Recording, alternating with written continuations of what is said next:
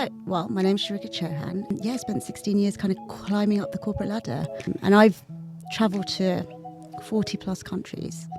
A lot of them I've done solo, some with friends and family. And I thought it'd be really good to write about that because it's quite unconventional for an Indian girl to go, especially with her backpack, especially on solo travelling, right? And it was in Malaysia that I had this idea of writing a children's book, a book series, but through a fictional character called Maya. So within 15 minutes, the idea of this Maya's Worldly Wonders children's book series that you see here was born. I could have easily written this for adults, right? And then it could have been like, I went to the bar and I did this and I did that, but which, I can't bring any of that into the children's book. And I didn't want to because for children, travel is so important for child development. It brings more empathy to a child. It really opens their mind.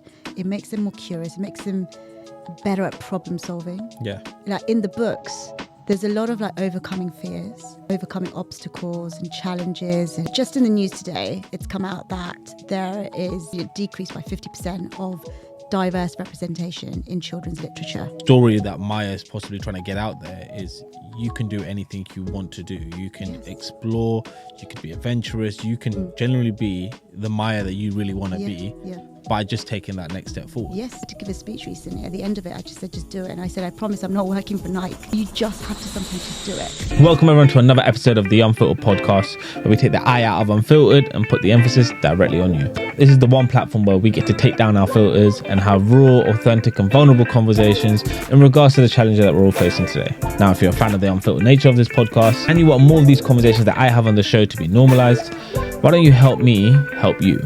To get more guests on and to have those difficult conversations in regards to the challenges we're all facing, I have to know what it is that you specifically want us to speak about. So if it isn't too much to ask, why don't you hit that subscribe button right now? And at the end of the episode, if it's been a hit for you, why don't you leave a thumbs up and leave a cheeky review in regards to what specifically resonates with you. Now, with that all being said and done, let's get straight back into the episode. Sharika, hello. Hi. How's it going? Good. How are you doing today? I'm well. Coffee's keeping me warm. Good. It's a nice cold day, but it's crisp. Good. Thank you for bringing our little goodies to the show. We're gonna get into that. Why don't you give everyone a little bit of an introduction in regards to what you've done, because your story is very different to anyone that I've had on the podcast before. Just like a little backstory about what you did at uni, work, what you're doing right now, and then we'll get into like the juicy in regards to the questions I've got written down here. Cool. My name's Sharika Chauhan. I'm a finance executive, or was.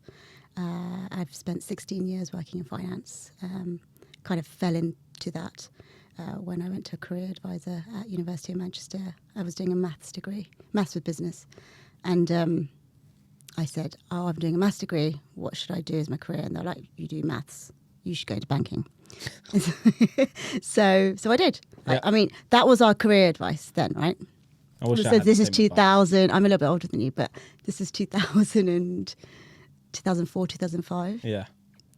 And they were like, you need to get like an internship or something like that. I was like, okay, fine. So there just happened to be a symposium, like an operational symposium for Goldman Sachs. So I took me and more of my friends from Manchester. We all of us maths girls were living together as well. I was like, guys, there's a symposium, let's go. It might help us with the internship. And we went, and we said, okay, this is great. We enjoy it. I think we should apply. So we all applied, and I applied for quite a few. And I'm the one that ended up getting 2 offers. No one else did. One from Credit Suisse and one from Goldman Sachs. So that kind of just set my kind of career up in finance. And then, I spent 16 years kind of climbing up the corporate ladder. I was very strong operationally, I think, so they kind of noticed that. So I started in operations, I should say, and then moved on to the middle office, onto the trading floor. I was working on various credit products, and then they realised, come onto the trading floor, can you look at some distressed debt, private credit, corporate loans, funky stuff that no one really wanted to touch. And I was like, yeah, I'll take it. And I had a reputation then that slowly built. It started with a Little Miss Fix It. Give it to Sharika, she'll do it. Not Trump. Sharika will fix it. I know I'm not going to bring politics into this. And then that slowly evolved as I kind of got into more senior roles, like head of operations, and then I was heading up infrastructure, and then I did a lot of like change. There was always something going on the side, a lot of change management. That entrepreneurism was always there from the get-go. And we'll dig into that a little bit deeper later, but especially in my finance career, I was always trying to be like, how can we do things better? And then as I got to about 5 years ago, one of my good friends in the industry said, Sharika, I'd left one of the investment management firms, and they said, look, one of my mates, he's setting up a fintech startup to digitize this product that you're working on, this asset class that you are in. Would you like to be his COO? And I said, yeah, okay. Oh, I'm going to go traveling first. So give me about a few months. This is 2019, December 2019. I want to go traveling first because, I love my travel adventure. But when I come back, I'll think about it. And then come back. And I came back and it was March 2020. So I accepted the role and we kind of co-founded a fintech startup to digitize and revolutionize that asset class in that industry in corporate loans. It was a one-stop shop platform. Yeah. So we did that for a few years, and that had its own challenges. And then that's where I really learned sales and marketing. That my business partner was sales trading. I came from an operational background. We put our two heads together. I taught him my world. He taught me his world. And that was really a stepping stone to where I am, I think, today. I decided to leave the finance world. I did interim COO roles and consulted for other firms to use my skill set and utilize that and capitalize on that as much as possible. And then I left that last September. Yeah. Wanted to really take some time out because I was, after that kind of 16 and a half years, and doing startups and new businesses and turning around businesses and so on. I was a bit exhausted, to be honest with you. And I thought, let me just take a couple of months off, a few months off to give back to the community with social impact causes or give back to charity with my time. And one of the things I did was volunteer with a charity called Bookmark Reading. And that was to, you hear it in the news a lot that there's a lot of kids, especially after COVID, coming out of COVID, who just can't read. Their reading skills are just not there. And so this charity is trying to promote more literacy amongst primary schools specifically across England. And so I thought, they said you can volunteer and do a volunteer program where you just help a child and you go in once a week and you just help them read. And I said, right, I've got some spare time.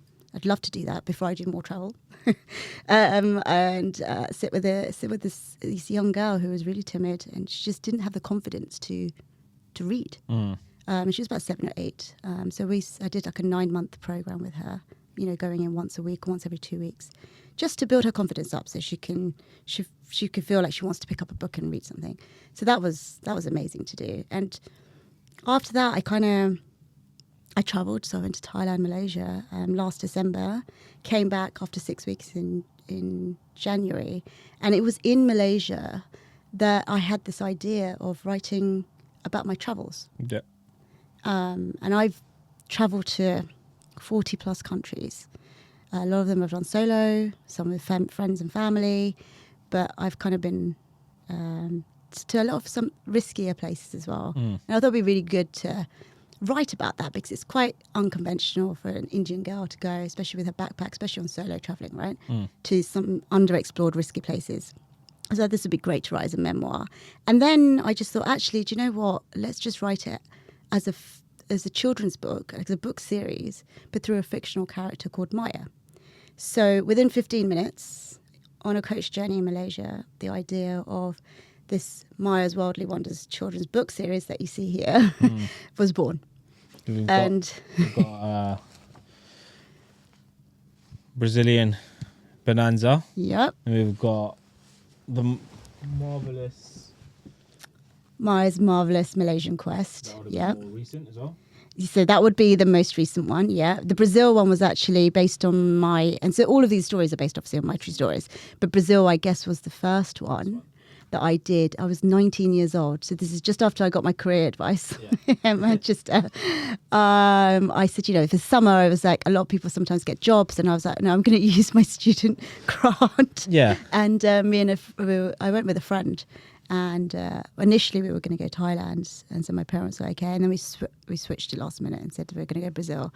My parents were not happy. But like, before we dive more into that, like, break it down for me, because again, I like to think it's very unconventional for people to go traveling. Like I think it's more common now that people will go, but the ideal route for, I'm going to stereotype now, the South Asian that goes to university would be to go into a grad scheme and start working straight away. Yeah.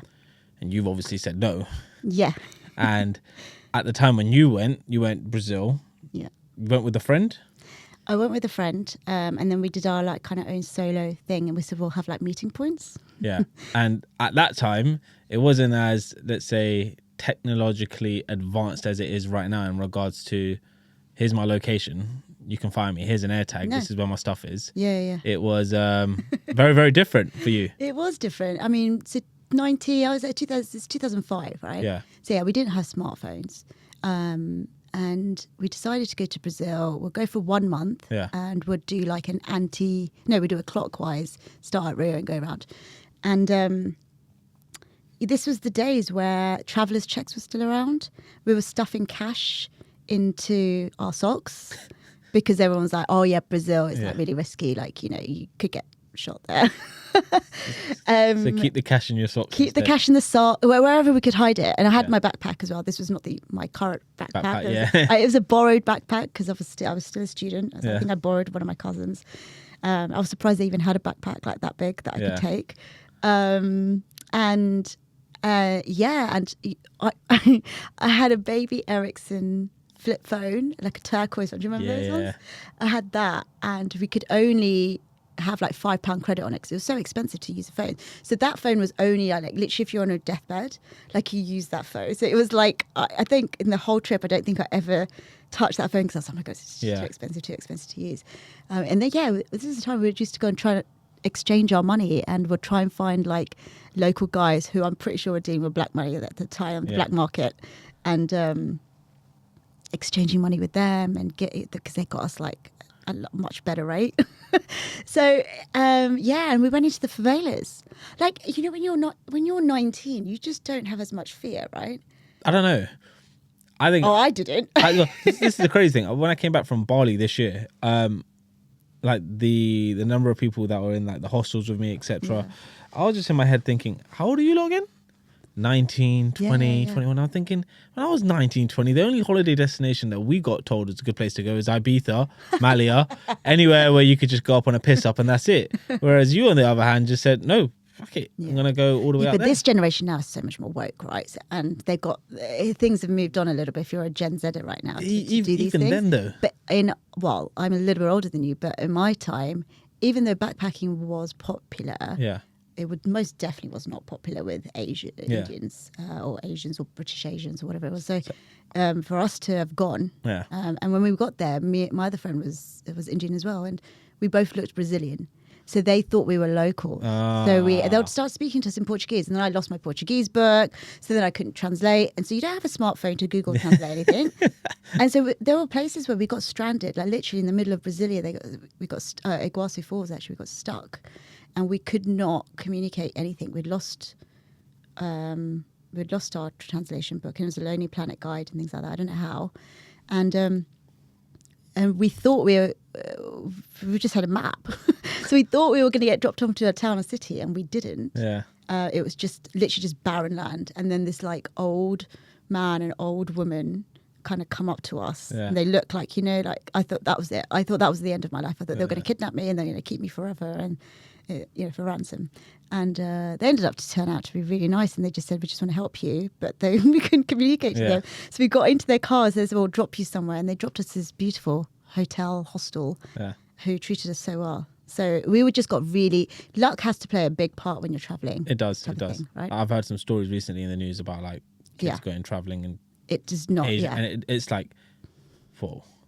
no one's gone out there for that reason. No. They've gone out there to enjoy themselves, find themselves, etc. And 100%. hear about some of the really bad incidents that have kicked off, like in some of these South Asian countries, even like South America as well. Yeah. But it's one of those ones I do think like it does give you like a breath of fresh air in regards to what's outside of what you're normal and used to. Yeah. And that's why it's so important, coming back to the books. I could have easily written this for adults, right? And then it could have been like, I went to the bar and I did this and I did that, but which, I can't bring any of that into the children's book. And I didn't want to, because I think for children, travel is so important for child development. It really opens up, it brings more empathy to a child. It really opens their mind. It makes them more curious. It makes them better at problem solving. Yeah. Like in the books, there's a lot of like overcoming fears, overcoming obstacles and challenges, and there's strong messaging about that. But opening up to like even trying different foods, right? Like Japanese food or Malaysian food, and what are the typical Malaysian dishes that they would normally serve on a food market. So it's the education element of it, but it's that, the problem solving stuff that they're going to have. Nothing always goes perfect in these books. You'll see like the Himalayan book, and again, this is all based on my experiences, that when I hiked the Himalayas and I was turning 30, I was having a bit of a midlife crisis. I was like, oh my God, I've done no challenges before 30. I need to do something. So I quit my job in finance. In that particular, I was at a hedge fund at the time, and I was there for 8 years. So I quit that. I left my relationship I was in for after 7.5, 8 years at the same time. And then on top of that, I decided, I need to challenge myself and do something. So I hiked the Himalayas. And I remember getting there on the first day and meeting my trekking group. And these are like avid trekkers in their 40s and 50s. Yeah. So there was some young people and there was some slightly older people who, who did this a lot. And I think they looked at me, and apparently they kind of murmured and said to the guys, they had a bet that she doesn't look like a trekker. There's no way she's going to survive this, because it's a 3-week trek, right, to get to the top. And I stunned them all because I did it. And then they told me afterwards, they were like, we didn't think you were going to be able to do it. And I was really annoyed at that, because I was like, well, you kind of judged me because I'm short, like any Indian girl, I'm 5'1". To be fair, I hadn't trekked before. Yeah. I did like some Snowdon, treks, and I went to Ben Nevis and things like that. But like, really, Snowdon was the only thing I'd done before that. I was never into it, so I just didn't know. I didn't know my own capability, but I just was so determined that I knew I was going to do it anyway. It wasn't even a question. There's power in that as well. That determination to just get it over the line and get it done with. Exactly, but you to write about that, and for the kids to know that there is judgment sometimes, but how do you handle that? And that's why it's so much more powerful to do it through a children's book than just writing about my memoirs for adults. I thought. Out of curiosity, like with the books that you've got down right now, how do you? And obviously you'll never know it completely, but how do you know like the message that's been delivered within there is actually hitting home? Because I'm trying to think of whenever I used to read like Disney books, etc. Again, it's all Disney related, but when you watch it now, you probably think, oh shit, there was a bit of a story towards that if you digested it when you were younger to a certain degree, it possibly would have hit home a little bit more. I remember like one of the things I used to grow up with, my parents used to just love the fact that they could just buy me a videotape, stick it in, and I just sat there in front of the TV. Was this thing called Land Before Time? So it was just about dinosaurs. Okay. And like these dinosaurs, these kid dinosaurs used to just get up to their own wacky adventures. But like the very first film was, I remember he's called Littlefoot. His mum dies. And like for me, watching that, like I didn't really feel any emotion going towards it. And then like years later, I'm not saying I've rewatched it, but like I was just doing it's when I started coaching. I started doing, trying to find music on YouTube where I could just listen to the instrumentals and just get into a space where I could just write, journal, and reflect. And it popped up as something. I was like, let me listen to the soundtrack and let's bring back some memories. And like, you then start replaying what you watched. And me seeing this made me think about grief and losing grandparents and then and it's like it'd have been nice if that message then stuck a little bit harder so that when I got older, like whatever this little dinosaur had to go through, he was able to navigate forward, right? He had people he could speak to, his grandparents, etc. But is that in your books right now? Would you say? Yeah, I would say so. Because, well, first of all, I wanted Maya to be a relatable character. Yeah. Just in the news today, it's come out that there is like literally a decrease by 50% of diverse representation in children's literature. Yeah. Which is crazy. It is crazy. Right, from 2022 to 2023, it dropped by 50%, and that's based on the article today from the CLEP. So I wanted a relatable character because growing up, I loved adventure books. So again, it's a bit like you. Like my mum had to tell me to stop reading at bedtime because I was so immersed into these books, and I love like Enid Blyton books, Jacqueline Wilson books, right? Because it's adventure attached to it. Like I didn't know what was going to happen next, and a lot of it sometimes like time travel or like there was an element of travel in it. So that had sparked something in me that when I think about these books, it takes me back to that arena. So I want to try and with the messaging here, do that with a relatable character. Yeah. But also something that the girls can remember to be like, oh, yeah, I remember reading that like 10 years ago that this girl was judged on that and then she did it anyway. Yeah. Or like she was really scared about this, like going into the jungle. But she just overcame her fears and just did it anyway because it was magnificent after. Just that little remembrance of like, oh yeah, but I remember reading about this. Yeah. Because it does come back to you. Yeah. Years down the line, 10 years down the line, those type of things. Oh, yeah, but that's what Maya did. I want that resonation to like come through. So yes, absolutely, across all of the books, and also the character build as well. Like this is the first 4 books. I'm going to expand on the series, and develop Maya. Now, I did a read to year 4s and year 5s the other day, and they were like, how old is Maya? And I was like, there isn't actually an age to her. She's a young girl. I kept that on purpose because if you listen to the kids' reaction on this, some of them are like, oh, she's definitely like over 8. Some of them are like, she's 14. There's no way that she's 9. She's got to be 11. And it's just so interesting to hear that. And I left that open because it's a kid's imagination. So you take from that, and as I take on more publish more books, you'll be introduced to more characters in her life. So it could be the next one in Sri Lanka, for example, is going to be with her best friend. And her best friend loves dogs. So they go to a dog sanctuary and they adopt a dog and little things like that. So it's building on Maya's emotions so that she's a relatable character that a lot of young girls, it's going to appeal more to young girls, right? Because she's a girl character. Not saying that it doesn't appeal to boys too, but it's going to appeal more to girls. And girls love emotions. They love the love and the humor and things like that. So but there isn't a strong South Asian protagonist doing it in film or animation or in books. Why do you think there is that? Why do you think that's the case? I've been asking the same question. I don't know why. I would have thought now in 2024 things have moved on, and I think let's just take the UK for now.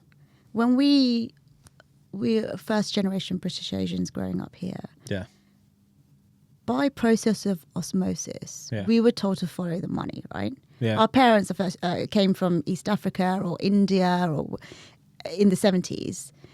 A lot of our parents came with not much, right? So when they got here, they were like, we need to preserve. We need to safeguard, preserve, earn as much money so we can raise our children in the best standard, best possible way, right? So that process of osmosis naturally leads into us when our parents are going to be very like, education is key, right? And that was I grew up in a traditional modern household where my parents loved traveling, loved camping, and loved taking me to Girl Guide and rainbows and swimming and everything. But at the same time, strong cultural values about education. That comes number 1. And it was very much down the STEM route. So science, banking, doctor, dentist. That's why so many people in our first generation are in those professions. Now, a lot of these people, or us, have a creative outlet. Everyone has a creative outlet, right? For sure. But a lot of British Asians, for example, let's just take it in this country, have a huge creative outlet, and that wasn't really tapped into, because they were like, right, we have to do this because that's where the money is. So I'm going to be a dentist, I'm going to be a lawyer, whatever you want to. I'm going to go to banking, and then life takes over, right? It does. Life takes over. You meet someone, you want to get married, you want to start children, you've got a mortgage, and now that kind of creative passion that you had of podcasting or music or writing just disappears. It disappears, and people don't. It's not even sometimes the fear; it's the reality of maybe they don't have the money or the means to follow their passion. I think it's a bit deeper than that, though. I think it's more of a not allowed to. It's been ingrained early on that you're not allowed to do this because it's going to be deemed as unsuccessful. Yes. What kind of lifestyle are you going to have on the back end of this? Exactly. It's not the safer option, so let's not run with it at all. And then it just becomes something, I wish I could have done. And then the sad part of it is that regardless of whatever generation you're in, do you then encourage the next generation to follow that, or are you then guiding them to do the same thing that you did, which was play it safe? Exactly. I spoke about it on the episode that came out this week. We did a Q&A, and it was like one of the questions that came up: what would you encourage like say someone young to do right now? Follow their dreams or keep it quite safe? And I think everyone's situation is very different. But if we try and nail it down to what I would try and enforce the younger generation to do is, yes, follow something that you feel would fill you with a bit more joy, but also be quite open and honest with yourself to do the research and think, if that's what you want to do, but this is the lifestyle you want to live, you're going to have to try and find a way of embedding the two, because let me tell you, it ain't going to work like that, sunshine. You can try and do that. And I'm not saying that can't be successful, but that might require a very, very different route. So how can we still get you doing this, but living like that? And what's that going to require? Is that going to mean you have to do a little bit extra on your weekends? Can you do a couple of courses, or is it really, really start thinking about it from that angle? So you actually give them an option versus saying, nope, this is what you've got to do. And then you lose out on that. Yeah, 100%. No, I agree with that, because everything in life is a balance, right? Of course. And I think everyone always says, if you're passionate enough about something, you're going to make money off it. Yeah. Which I agree.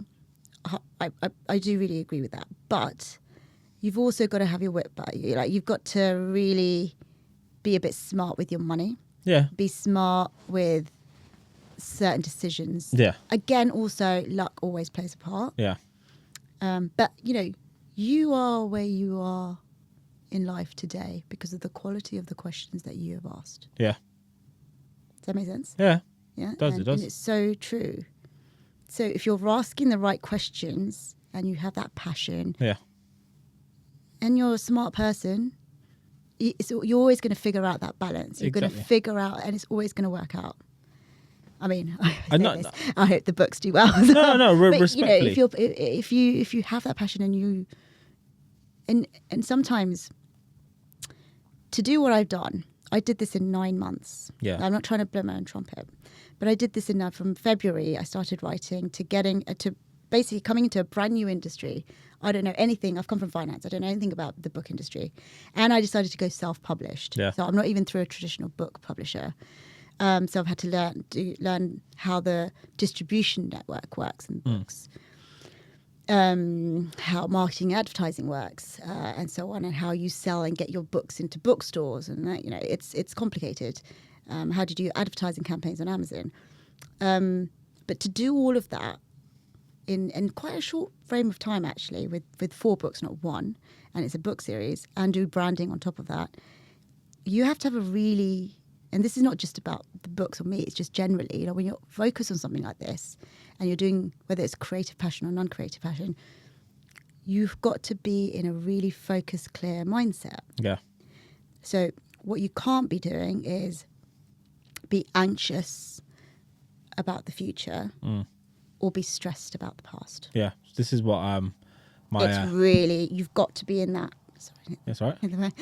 You've got to be in that real focused, calm position and that's where I think the best creativity and course. innovation happens, right? It's like, well, and a lot of us, like, we knock ourselves down based on what's happened within our past, and we think we're too far, too late, and we can't adventure into it. Yeah. And the truth behind it is your experience to date, whether you find yourself quite fortunate to be able to have had the experience you've had or not, you've picked up so many different types of skills that have now allowed you to give yourself that confidence to say, okay, let's go. Yeah. Like you said, you've worked with, you started your own fintech company, right? Yeah. It's essentially, I'm not calling this a fintech company, but same the principle. mindset is so similar. Like, Yeah. there's a start, there's an end, and there are steps that need to be taken in between. 100%. This might do well, but then the next series might not be so well. It might be a case of the illustration needs to be different, or like I asked you prior to this, these are books, right? And you love reading, but nowadays kids are so common to use picking up an iPad and watching stuff on YouTube. Is it going to be something where you could redo this where it's an animation? Is it a case of, is it a short series that the parents can just have on Netflix just to put on for the kids channel? Yeah. And like, there are so many ways this could go, right? 100%. And you've literally nailed it. Like, that is my vision. Yeah. Like this, again, like I said to you, there isn't a relatable South Asian character in an animation. Yeah. If you think about it, on Netflix, YouTube, Disney, Yeah. and you can't count Pocahontas or Princess Jasmine. I was going to say that, like Aladdin and Pocahontas, and then... But like a strong protagonist that's about that and something different that doesn't exist at the moment. And so, absolutely, I see this as a huge potential for an animation series. Yeah. I'm actually pitching at the moment. Hey. If anyone's interested. I need development money. But yeah, look, especially with, the books are... I've been to so many countries, but, I'm going to go to Chile. I'm going to be writing about that. I'm going to be writing about Sri Lanka, Thailand, South Africa, Italy, So there's so much you can do with the brand, but so much with the actual storytelling. Yeah. And then the messaging behind that in an animation can be even stronger, I think. Yeah. Oh, well, I mean, equally, books also have that power, but I think with the animation, I mean, you really understand Maya as the 3D real character, right? And there's so many more layers to her, which I'm going to start. It's going to always peel the onion in all the in the future books as well. So. Well, even off the cover as well. Like, I envisioned it, like, I remember I used to have like Simpsons comic books and stuff like that. And like some of them weren't just magazines. It was like a thick book. Yeah. And literally it's just picture after picture after picture. But you're just so absorbed into whatever Bart's doing or Homer's doing in this story right now. Yeah. It's like you're possibly saying it in a different tone, etc. So like the world is your oyster in regards to wherever you want to take it. Just to dial it back though to something a bit more personal. I feel like a lot of people generally are afraid to start doing things because of the imposter syndrome that might kick off around. Like, you were, like you said, your career has been in finance, fintech, and you've got, I would say, a very corporate style to you. Yeah. You've never written before. No. And you're doing this right now. No. And I'd like to think that there possibly were times where you felt this might not work. Yeah. How have you overcome that? I was in that mindset that I was telling you about before. Yeah. But it's my gut a lot of the time. Yeah. When I put myself in front of something and I have a project and I want to, even if I'm go shopping, for example, and I see an outfit that I really like, if I really like it, I'm going to buy it. Yeah. I'm very decisive. And so I kind of do the same thing with like business opportunities or projects that I'm working on. Creative or non-creative, if I really want to do something and I think there's something in it, I don't care what anyone else thinks, I'm going to do it. Yeah. So I had that mindset, number one. I get imposter syndrome all the time. I got it in finance and I get it now. Like, people call me, Sharika, you're a writer now, you're an author. And I don't. I cringe inside. I'm like, but I'm not. You can't call me a writer. Yeah. I mean, I am, but inside I'm like, you can't. Like, I'm not. I've barely started. This is my first go at it. I'm really proud of it, don't get me wrong, but that kind of imposter syndrome comes through. Fair. Where a lot of people are, what are you talking about? You're an author, you've written some amazing books and children's books. It's not easy to write that. And I was like, yeah, but I don't know if that's imposter syndrome though. I feel it's more of a case of because the ball just started rolling until Yeah, you possibly maybe. see something. Because from what you've just said, like you're being quite decisive. I feel there's more of a fire within you to just crack on. Yeah. You've done it with traveling. Yes. You've just got on a flight. You're Yeah. going again. I just get things done. Where does that come from? Because I feel like that's something that a lot of people would definitely benefit from having, because we all have that want, Yeah. but it's then saying, fuck it, I'm just going to do it. It's a really good question. I'm still digging on this one a little bit. Yeah. I've always had it. Like if you talk to my parents, Yeah. they're just like, she was really bossy. But like that comes from somewhere. It comes from somewhere, right? That bossiness of just wanting something.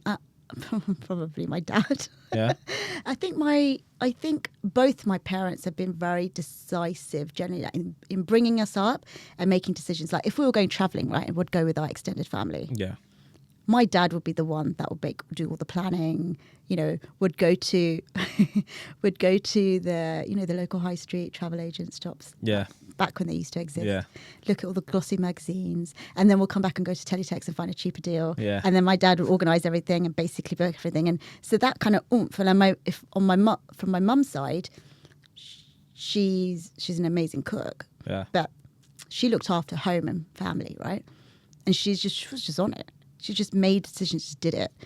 So I think it's probably a mixture of two, because I've got aunts and uncles who are not like my parents. Yeah. So I think there's a combination of that, growing up with my parents like that. And they're both a bit OCD as well. So my dad was strict. Yeah. So, it was very like, got to get things done, you've got to finish it, got to start early. So I think a lot of that has definitely stayed. But with me and my sister, my sister's 5 years junior to me.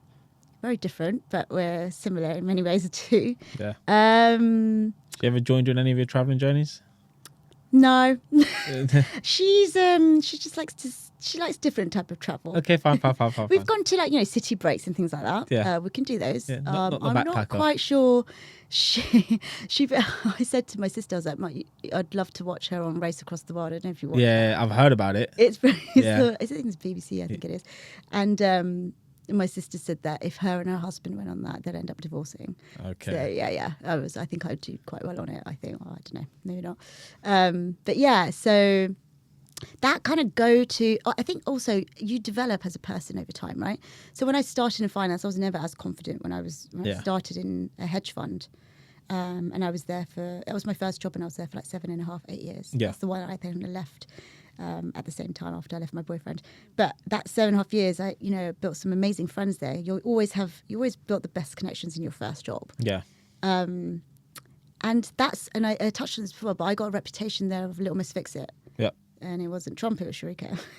But that reputation evolved as I got into more senior positions to Wolf. Yeah. Have you seen Pulp Fiction? No, I haven't. But So there's a guy called Winston Wolfe. okay. And he just cleans up messes and gets it done. Fine. So I had that reputation of Sharika will fix it, she'll get it done, she'll sort it out, she'll make it better type thing, because I was always looking at improving things. And then it got into like when you're turning around businesses, and if you're a COO, I was a hands-on leader. I do think there's more behind this. And there is more behind it. And if I really dig deep, it's down to how I was brought up. Yeah. For sure. But I think that was, I heard my parents said this as well. I was very just naturally leading. My dad was naturally leading. Yeah. And I followed that path a lot. Like in anything, even it wasn't just organising holidays. It was like lives and careers. And he's an engineer by trade. So, my first proper gift from my dad was not, dolls. It was a Meccano set. So I loved sciences as well as I loved the creative side. And you're right, I had never written before. I was writing diaries. Yeah. We went on a 6-week trip to India when I was 10 years old. And my parents said, you should write a diary. So I was like, okay. So I started writing a diary, and I looked through it the other day. It was really funny. But I'd written everywhere we'd been. It's a great memory. So there was something there on the creative side. That was always if you think about it now, everyone's like, where'd you get your entrepreneurship from? But I'm like, well, I've always liked books, and I've always liked kind of writing. As I was writing this like little diaries and stuff, I was when I got into my job, I was always thinking about how to creatively do something better, even though it was in finance. So that was always there. Now everyone's like, but where has that come from? Where did you learn to do things better? Who taught you that? This is what I'm curious about. But that wasn't my mum or my dad. But something's happened where, and again, like the only reason why I want to like, if you can get into it, or if not, like if now's not the right time to like dive too much into it, but at least share it at some point, would be that attitude, that mindset. I feel so many individuals generally would love to be taking the steps that you've taken. Yeah. I'm not saying that you've had your fortune. Look, you've had a great career. You've done bits and bobs. You've like excelled to a degree, but that's on the back end of you just pushing yourself out there. Yeah. And there are so many people who want to try and even take similar steps to you, or become a COO or whatever, like really push themselves to empowering positions where they can motivate, advise, and not necessarily even do something on that front, but literally like do something for their kids where they're able to provide them a form of education that they never got. All of this stuff comes from this mindset to do more. But I think a lot of us are trapped and feel we can't. Yeah. And when I hear you talk about your career, when I hear you talk about what you're doing with the books and the ideas that happen next, Yeah. I'm not even going to call it good luck. I'm just saying something's been built within there Yeah. from a young age that you've consciously done. Yeah. Which, if that's something that can then be taken out and then taught to other people, that will empower a bunch of other Mayas right now to go and do some of the things that you've been able to do. Yeah, I'm still digging to figure that out, because it's interesting because my sister isn't as much like me on that, and we've had this very same upbringing, except for there's 5 years difference between us, right?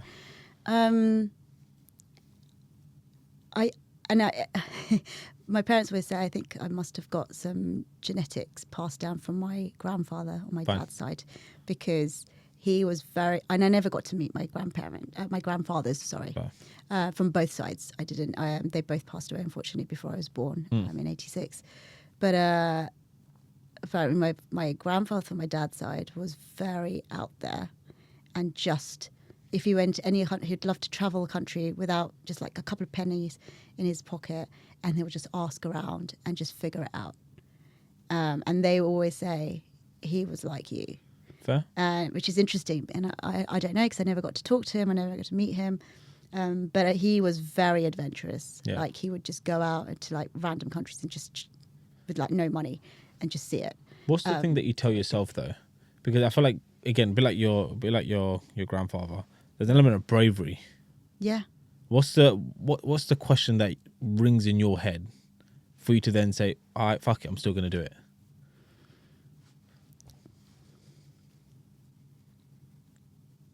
It's a really good question.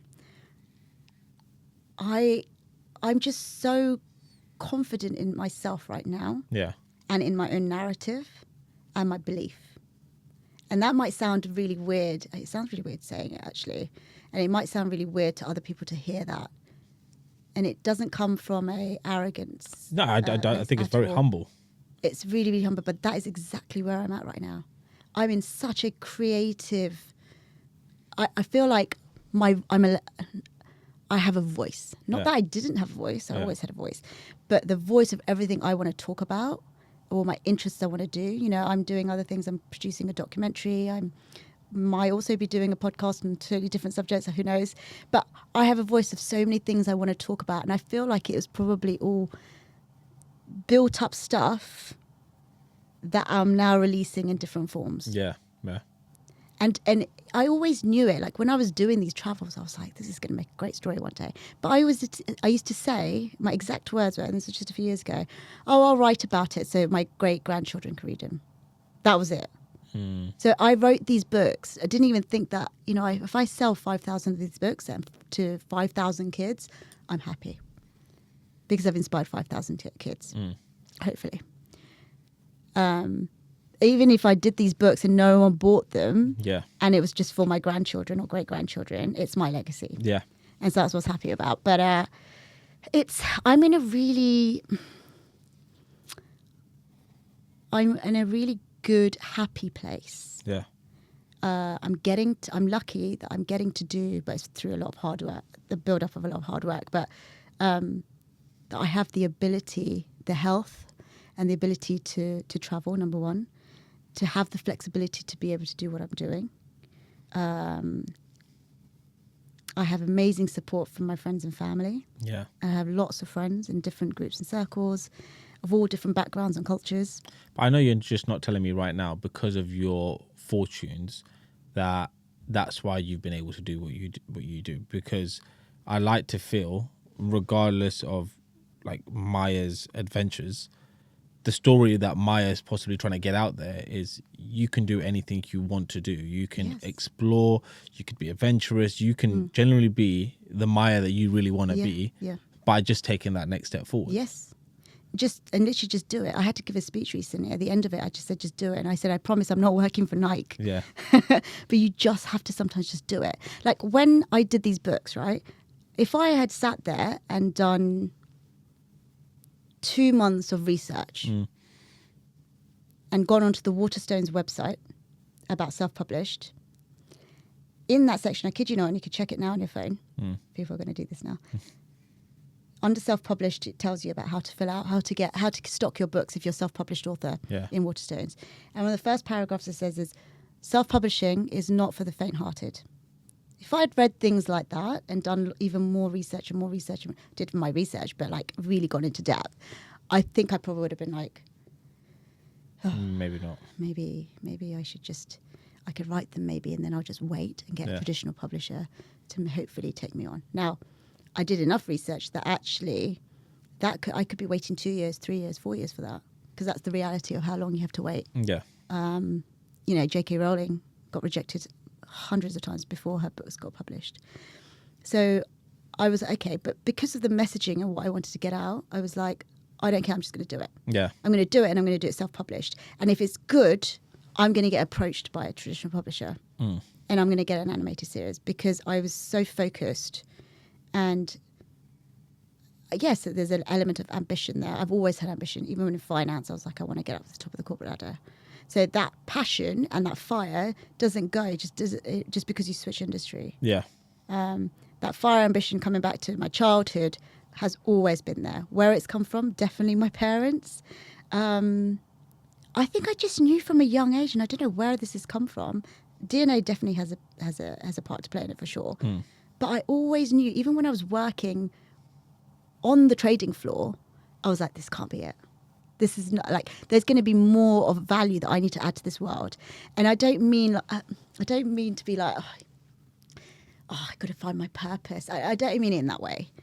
I find talking about it in that angle a bit cringe for me. It's not about that. These are raw feelings that I had growing up. There's going to be something I'm here to do, and it's not going to be this. Yeah. I'm good at finance. I can easily go back into it. I'm not knocking it at all, because I'm good at what I'm doing and I do like it. But I was like, this is not me. This is not what I'm here for.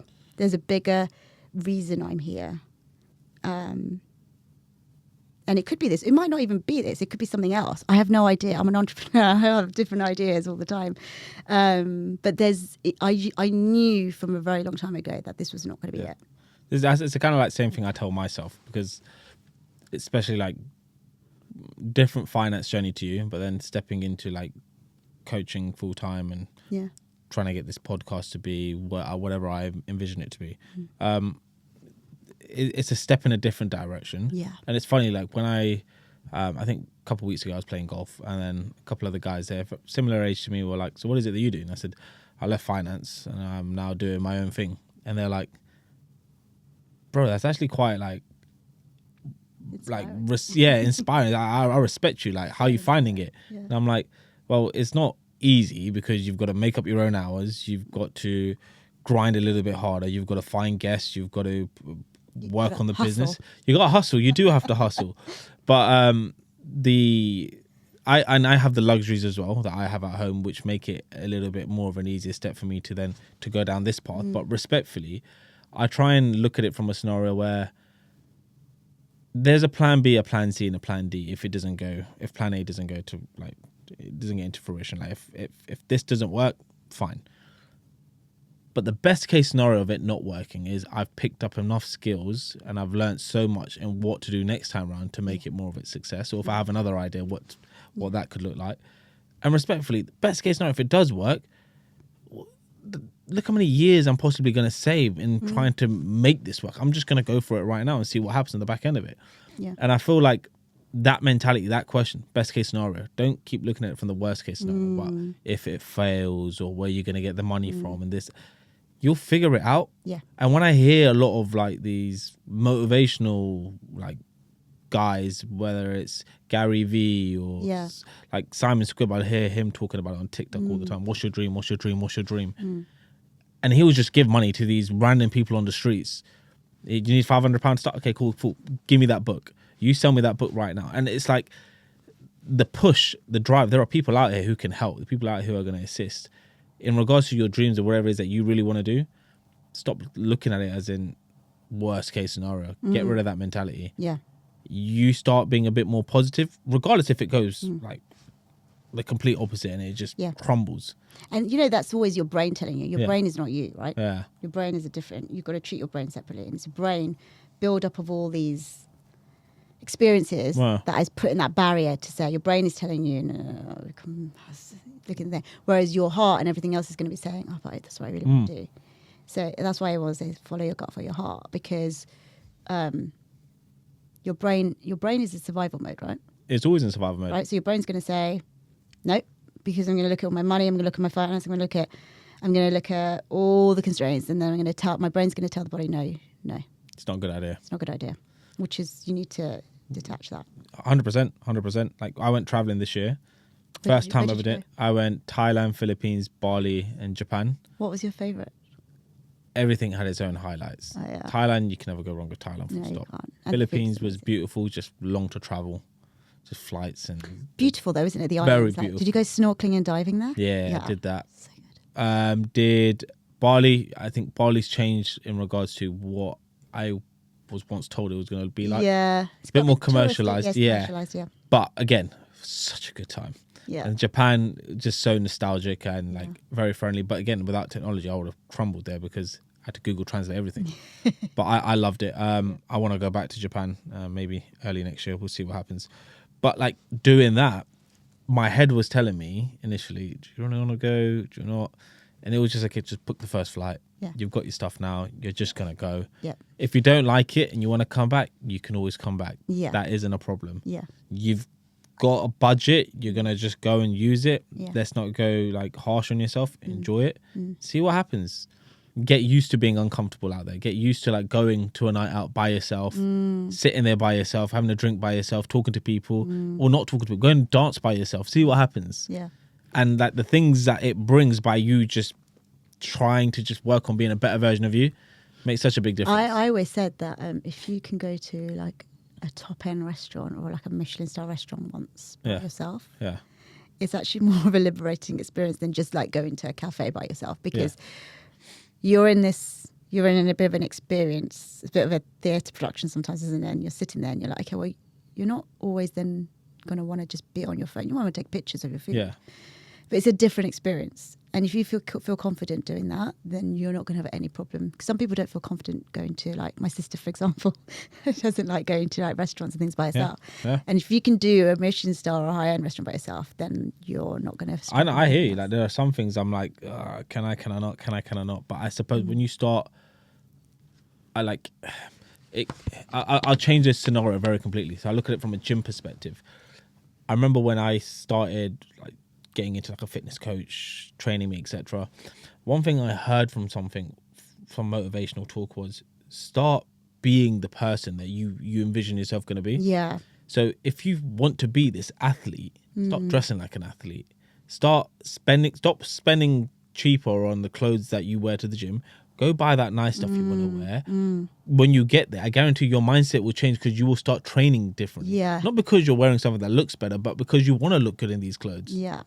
You want to be an athlete. You want. It was a weird transition, and all of a sudden, it's like, well, fuck wearing that. I'm gonna wear this right now. Yeah. Makes a big difference. Like with golf, stop trying to play like you're in like your shit. Buy your clubs. put in the work, and I guarantee you're going to want to see yourself just change. Your mindset Yeah. just changes. That doesn't mean that you have to go and buy everything brand new. Yeah. But start putting yourself in that feeling that you are that person that you want to be. Yeah. Like manifestation. I think I've heard it from The Secret or something like that. But Yeah. makes a big difference. And it's interesting with the manifestation. I mean, I haven't read a lot of the books that most people have read. So all of this is just kind of, I've taken some tips, and I did my little image mood board, and I said, what do I want in 1 year, 5 years, whatever. And then that's it. And then I wrote it, and then I said it out, and that was it. And then you've gone and done it. Books wasn't even on it. But hey. This is what I find really funny, but you do something, and it sometimes, when I get creative ideas, the best creative ideas I have is when I'm traveling. Yeah. The business idea I had about the SaaS model that we were going to use for the fintech that I co-founded. Yeah. I was in Kerala, watching the sunset with a friend that I just made out there, and we were frolicking around the sea, and I was like, I don't know if I'm going to do the startup thing. Like, it's obviously going to be a risk, and obviously this is just before COVID, so this is February 2020. And I was like, yeah, and my friend was like, you should do it. Like, you know, you're still young. Like, what have you got to lose? It's going to be an amazing skill set. And then I had this idea of like, okay, if we're going to do this, I think it needs to be like this business model. And it needs to be like a SaaS business model. And I drew it out on a piece of paper. I was having a mango smoothie. And I drew it out, and I sent that picture to my business partner. I was like, if we're going to do it, it needs to be like this. And he was like, oh, yeah, I didn't think about it that way. It's a good idea. And that's what we followed. And then fast forward to beginning of this year is where the ideas of the books came in Malaysia.